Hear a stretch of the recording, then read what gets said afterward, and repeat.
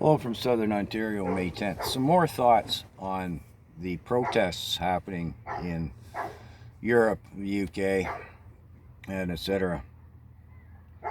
Bill C-18 and 11 again. We didn't see much about the farmers' protests, and they're not done.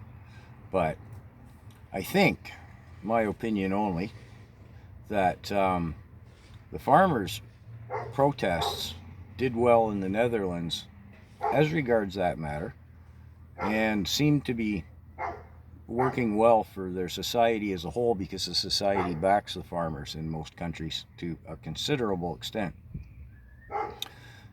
People have gotten habitually used to eating, right? So, yeah, okay.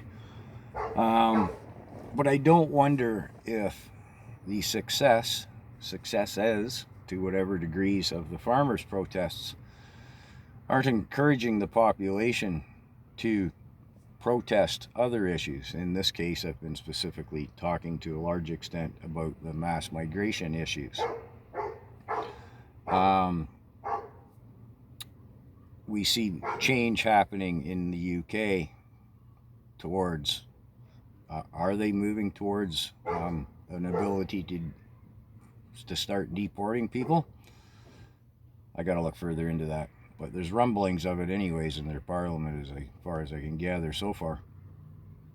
And the protests in Ireland and probably about half of the European countries, again regarding mass migration. And I do believe, I got to look further into this one, but I think that the UK has declared already that they're not going to sign on to that WHO, better not say the word, agreement May 24th. Got to absolutely fact check that one, but it seems that if it's correct, and I'm not going to say it is, I haven't fact checked myself, that the UK is not going to sign on to that terrifying accord. I gather there were large public protests regarding that matter, that the people were informing their government that they don't want any part of it. But again, my point is, we're not seeing this in Canada because they don't want us to think that protesting can actually have some degree of effect. Back to the immigration issues in the European Union countries, I see France is turning politically from being pro-immigration to restrictive immigration, to whatever degree they're bound by the EU Parliament constraints.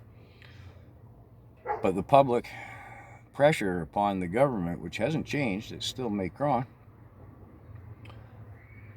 Well, if enough people howl long enough, but again, they don't want us seeing this here in Canada. So that's why I'm rambling on to the 6 people who are listening to me.